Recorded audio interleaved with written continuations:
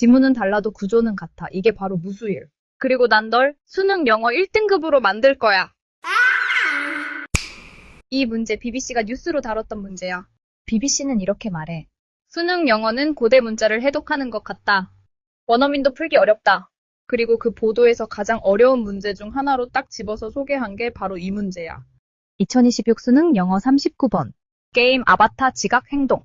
듣기만 해도 머리 아프지. 근데 여기서부터 무수일식 사고는 다르게 출발해. 문장 삽입 문제는 절대 지문부터 읽는 문제가 아니야. 무조건 삽입해야 하는 문장부터 본다. 여기 제시 문장 보자. The difference is that 여기서 바로 신호가 와야 해.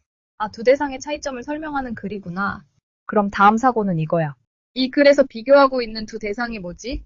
이 생각을 중심에 두고 이제 지문을 보기 시작하는 거야. 자, 그 상태로 지문의 첫 문장을 보자. A video game has its own model of reality, internal to itself and separate from the player's external reality. The player's bodily space and the avatar's bodily space. 여기서 무수일식으로 제일 먼저 보는 건 해석이 아니야. 반이어 구조야. 인터널과 엑스터널. 수능 지문에서 이렇게 대조 개념이 나오면 거의 100% 글 전체를 관통하는 구조야. 그래서 이 순간 이렇게 생각해야 해. 이 글은 비디오 게임의 내부 세계와 현실 세계라는 외부 세계를 대비해서 설명하는 글이구나. 이걸 잡아놓으면 지문이 어렵다는 느낌이 확 줄어들어. 다시 삽입해야 할 문장으로 돌아가서 보자. 왜 이걸 다시 보냐면 문장 삽입 문제에서는 이 문장이 무슨 얘기를 하고 있는지를 먼저 정확하게 정리해야 어울리는 앞뒤 문장을 골라낼 수 있기 때문이야.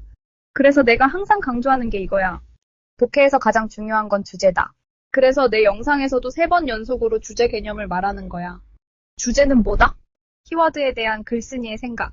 다시 말해서 키워드를 잡고 그 키워드에 대해 이 문장이 무엇을 말하고 있는지를 정리해야 한다는 거야. 그럼 지금 삽입해야 하는 문장을 보자. The difference is that the action in the game world can only be explored through the virtual bodily space of the avatar. 이 문장에서 키워드는 뭐야? 동사 아니고? 형용사 아니고? 다절의 주어. The action in the game world. 이 키워드를 잡는 게 진짜 중요해. 왜냐하면 이번 지문처럼 지문 자체가 너무 어려운 문제에서는 의미를 다 이해하지 못하더라도 답을 찍어야 하는 상황이 오거든.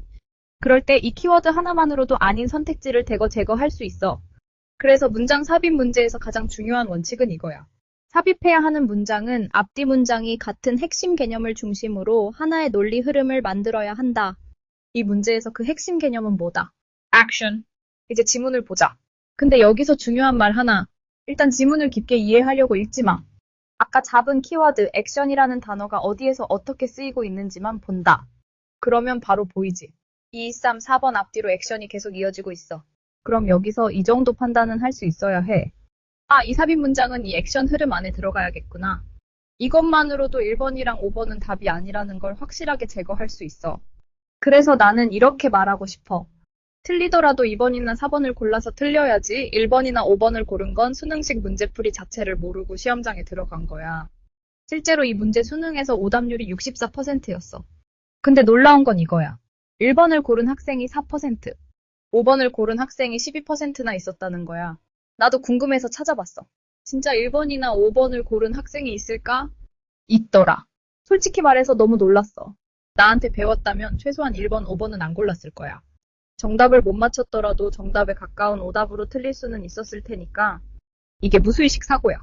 일단 절대 아닌 것 같은 선지를 먼저 제거하는 사고.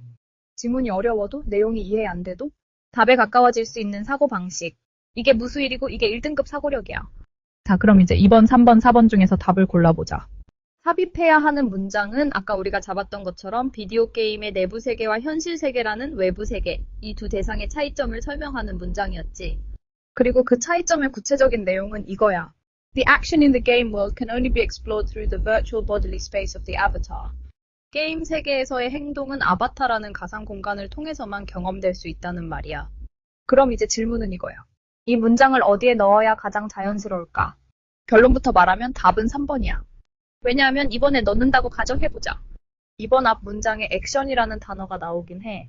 The avatar's bodily space, the potential actions of the avatar in the game world, is the only way in which the reality of the external reality of the game world can be perceived.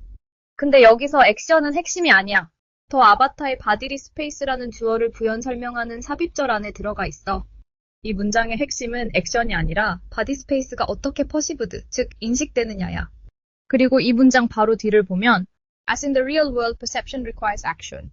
앞이 문장에서 perceived 됐다고 말했고 뒤 문장에서 perception을 이어서 설명하고 있지. 즉 이번 앞뒤 문장은 perception이라는 개념으로 자연스럽게 이어지고 있어. 이 한가운데에 두세 개의 차이점을 설명하는 네모 박스 문장이 들어가면 이 흐름이 끊겨. 그래서 이번은 답이 될 수 없어. 그럼 여기까지 오면 답은 자연스럽게 3번이랑 4번 중 하나로 좁혀지지. 실제로도 이 문제에서 오답률이 가장 높았던 번호가 4번 약 37%였고 3번 정답률은 36%였어. 그래서 나는 이렇게 말해. 틀리더라도 4번을 골라서 틀렸다면 그래도 지금까지 설명한 이 사고 흐름은 어느 정도 따라온 거야. 이 정도면 2등급 사고력까지는 왔다고 볼 수 있어. 근데 여기서 내가 강조하고 싶은 1등급 사고력은 여기부터야. 그래서 두 대상의 차이점을 이야기할 때 같이 등장할 수 있는 내용이 뭐냐면 바로 두 대상의 공통점이야. 이걸 같이 떠올릴 수 있었던 학생들은 3번을 골라서 정답을 맞췄을 거야. 이제 3번 앞 문장을 보자. As in the real world, perception requires action. 여기서 as in the real world, 즉 현실 세계에서처럼이라는 표현이 나오지? 이 문장은 가상 세계와 현실 세계의 공통점을 말하고 있어. 그럼 여기서 이렇게 생각할 수 있지. 아, 지금 이 문단에서 공통점을 하나 제시했고 이제 그 다음에 차이점이 나올 수도 있겠구나.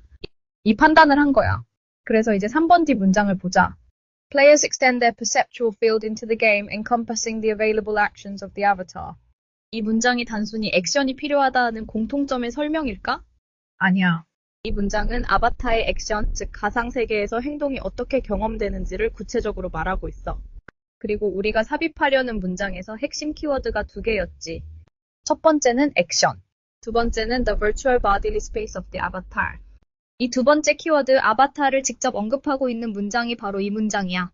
그래서 네모박스 문장이 먼저 나오고 그 다음에 이 문장이 이어지는 게 가장 자연스러워져. 반면에 4번 뒤 문장을 보자. The feedback loop of perception and action. 이 문장은 게임에서의 행동이 아바타를 통해 경험된다는 설명이라기보다는 인식과 행동의 상호작용 구조가 핵심이야. 그래서 네모박스 문장과 바로 이어 붙이기에는 조금 부자연스러워지는 거지.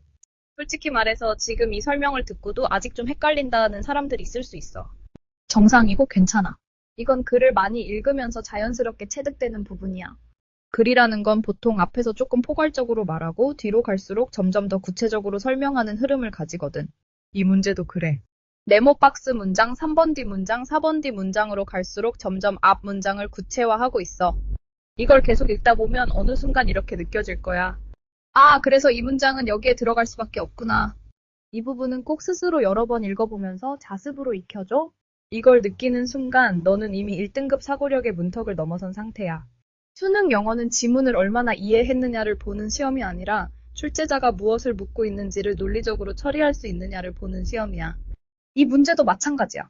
삽입해야 할 문장을 먼저 분석하고 핵심 키워드를 잡고 절대 아닌 선택지를 제거하고 남은 선택지 중에서 가장 자연스러운 흐름을 고르는 것.